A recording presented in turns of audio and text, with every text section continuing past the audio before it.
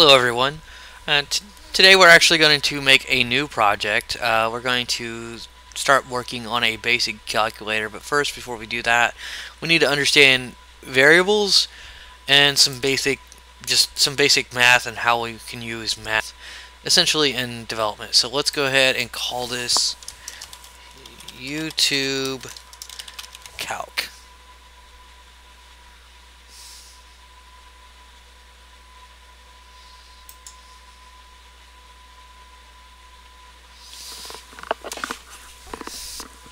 Let this load up.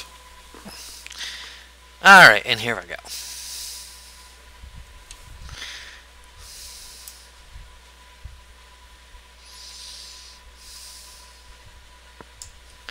Alright, so let's go ahead and let's get some basic variables, or some basic labels, I'm sorry.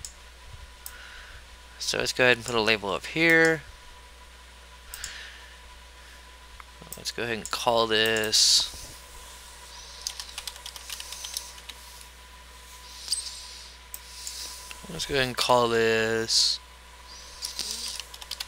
num1. Actually, you know what? Let's not even use labels. Well, actually, let's use labels, but let's do this differently. Let's use something that you will commonly use. Let's use a numeric dropdown. That way we can only use numbers for our calculator.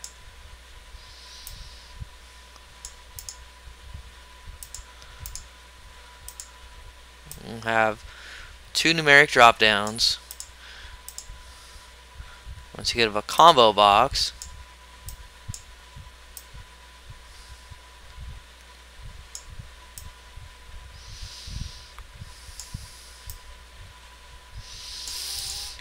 alright, let's divide everything equally here. Let's go ahead and start building these since we're here. Let's go ahead and set everything to Times New Roman 12.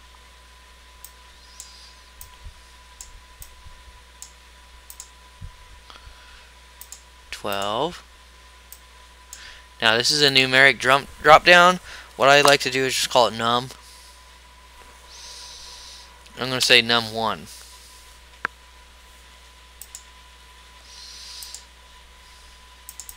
This is a combo box, so I'm going to say CV.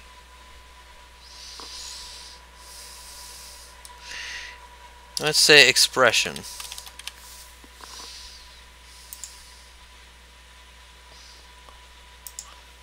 And we'll call this num2.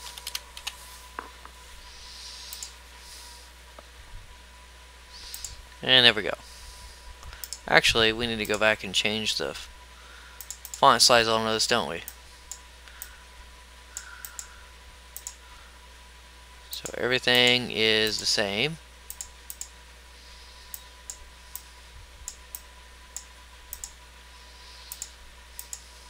There we go. And let's change our label.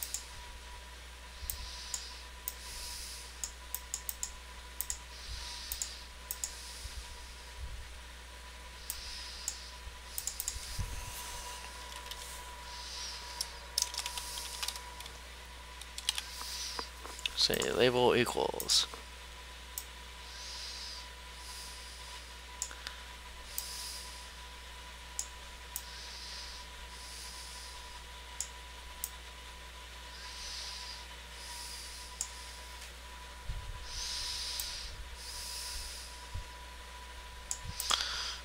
Alright, and then we're going to need a button.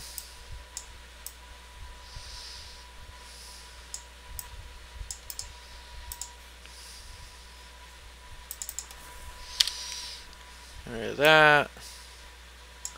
Let's call our button solve. Let's just copy this label.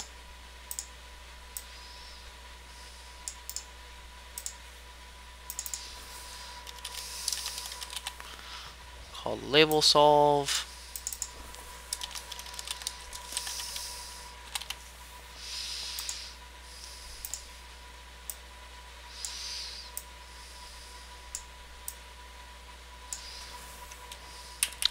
Just try to center it a little bit. Alright, there we go.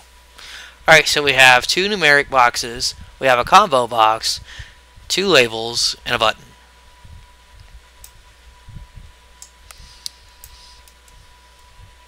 Alright, so first thing we're going to do is we're going to go ahead and edit our items. So we're going to say add, subtract, multiply is the asterisk, and divide is the slash.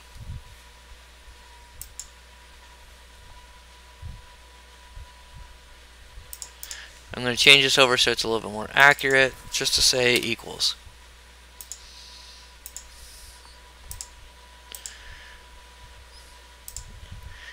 Alright, so this is our calculator currently. In fact, what we can do, let's go ahead and center this.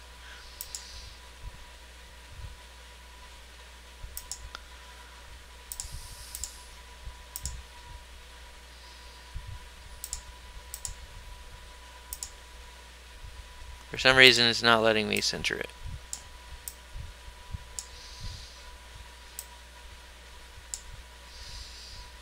Let's just center one thing at a time then. Okay, for some reason it's not letting me center anything. I don't know what's going on there. Oh well, good enough. Alright, so let's go ahead and discuss variables in math real quick, because this is essentially going to be what our math problem looks like. Let's go ahead and view our code. Alright. So let's say we want to declare some numbers. So let's say dim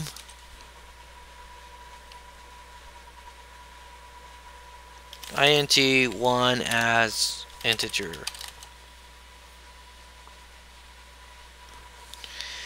Say dim 2 as integer. Alright, now what this is int stands for integer, and we're talking about integer 1, and we have integer 2. Now we haven't declared what integer 1 or integer 2 actually equals.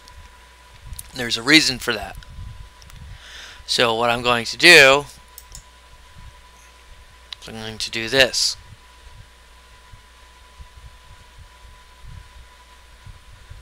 Actually, we need one more variable. So we need to say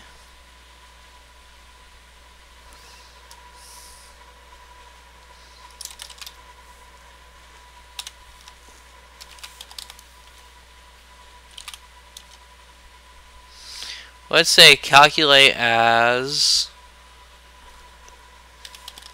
string. Now, string's a new word because I know we haven't had string, but I will show you what it means essentially in our math problem. Let's go ahead and set up our button here though first. So we need to do, actually we need to do a load event first. So we need, the first thing we need is we need our CV expression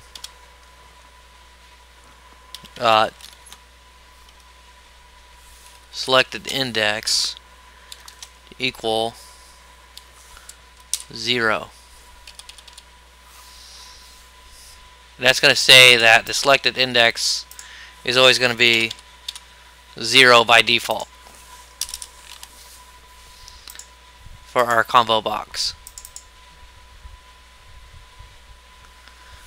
And I'll go ahead and set this up. Now we haven't talked about select case. We'll go ahead and do it real quickly though here.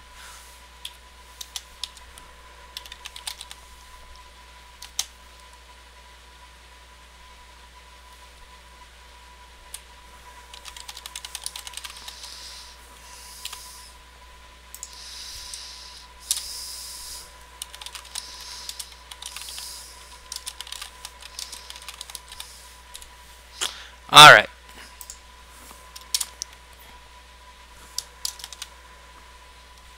Let me go ahead and type this in.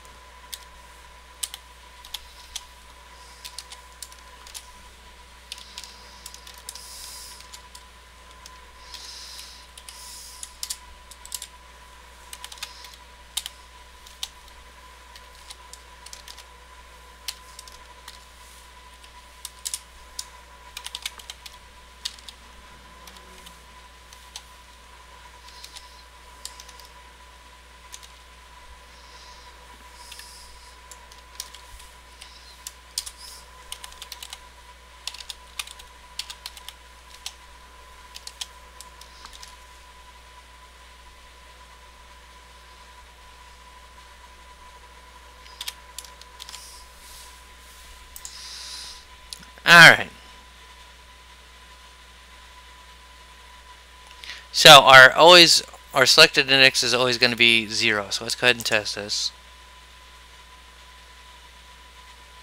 There we go. So when we load this, we're always going to start out with the plus sign.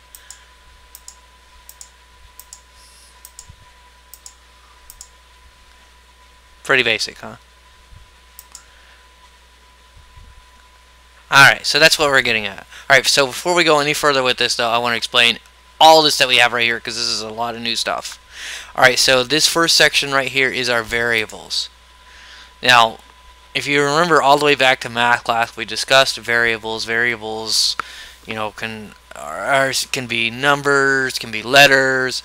It's something. If you think back to algebra class, though, that's exactly how a lot of programming works. Essentially, it's just like algebra, but instead of using like A and B and all that, we actually define A, or we give it an actual name. In this case, we called A.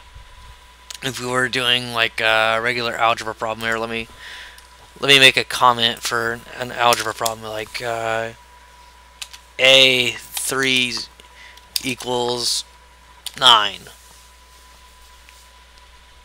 So what this was saying, of course, is A times 3 equals 9. Now, anybody with half a brain obviously knows that A is going to equal 3, because 3 times 3 equals 9. Voila. However, in our case, we're saying, in comparison, we would be saying that A could be int 1, or for example, let's say it could look like this. Space times something like that. So instead of using the word A, we're actually defining what A is. We're saying it's an integer value of 1 or an integer value 2. Or not the value, but integer 1 or integer 2. And that's essentially what we're saying. And the same concept applies for pre-algebra, algebra, and whatnot, and so on and so forth. This is just a little bit more of a more complex version of algebra, essentially. And we also use geometry, trigonometry, and calculus as well. Predominantly, though, when you're working with two-dimensional math, like you're doing two-dimensional software, you're predominantly going to be working with algebra. When you work with three-dimensional, you're predominantly going to use calculus instead. Now, another method that you're going to commonly use as well, maybe not nearly as much as algebra with 2D, but you will use these two with 2D or 3D, and that is geometry and trigonometry. Trigonometry and geometry will be used in both 2D and 3D. You'll probably use more so with geometry side, you'll be referring to like planes, essentially like a two-dimensional plane. And you won't really deal with a whole lot of actual shapes, for say, or at least not complex shapes. You'll be dealing with very basic shapes like boxes, well, not even a box, essentially just a square or a rectangle, circles, triangles, very basic shapes. As to where with three-dimensional, if you're dealing with things that are cubed or three-dimensional, as to where with two-dimensional it's only squared. Hence the 2 and hence the 3. And in trigonometry, you'll see a lot of trigonometry with anything that you do, whether it's 2D or 3D with collision detection. And various other things as well. You can use trigonometry if you're designing like an architect's program. There's lots of things like that. Like anything that requires like machining and whatnot, you'll use a lot of trigonometry for that, as well as geometry. But the big thing that you're going to use primarily, majority of the time, is algebra when you're working with two-dimensional software, which is the easiest thing to work with. Three-dimensional is probably the most complex, about as hard as it's going to get. There are people talking about four-dimensional. I've honestly never heard of an actual true four-dimensional But apparently it's supposed to exist. I've never seen it, but you may see it in your lifetime. I don't know. I've never seen it, and I've been doing this for almost 12 years.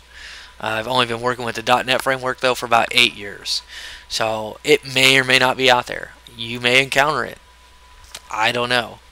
Maybe in 10 years, it might be popular. I don't know. But right now, primarily you're going to work with 2D, and that's all we're going to look at is 2D. So we're just going to basically look at very basic two-dimensional math problems, and that's essentially what we're building up to here. And that's what you're going to work with your variables. Integer means a number, and when I say number, I mean number, like a whole number.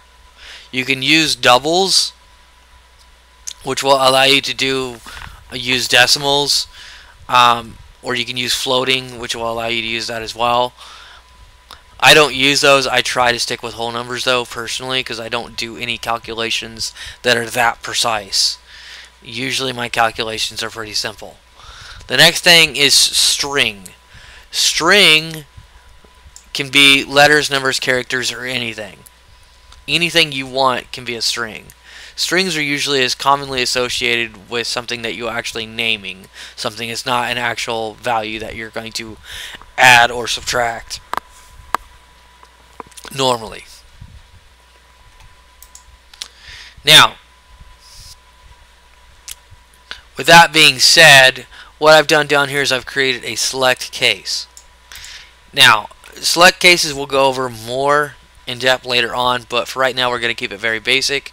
With the combo box, essentially it gives you a drop down menu, okay, to choose from, and whatever your selected index is, or your selected choice that you picked, will determine what that string value is going to be. In our case, we only have 4 different possible combinations that you can choose from, or 4 variables to choose from. Okay? Now, another thing that you need to know about nums is that in our case, I've limited this to from 0 to 100, and you can find that limit in here in your properties. Here's the maximum size that this numeric value is either one of these can possibly be, and that's 100. And you can set that size to any size you want. I believe all the way up to like 2 billion or something. There is a limitation to Visual Basic. And you need to probably know that right up front. There is a value that you cannot go beyond. It's like I said, it's like 2 billion or something. You can't go beyond that value. Now, I'm not sure about C#, but I believe C# has a similar limitation as well. That's right around that number as well.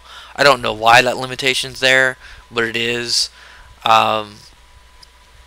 Just know that it's there. You'll probably never ever see it, but there is that rare case where you may run into it. I think I've ran into it twice. Yeah, I think I've ran into it twice.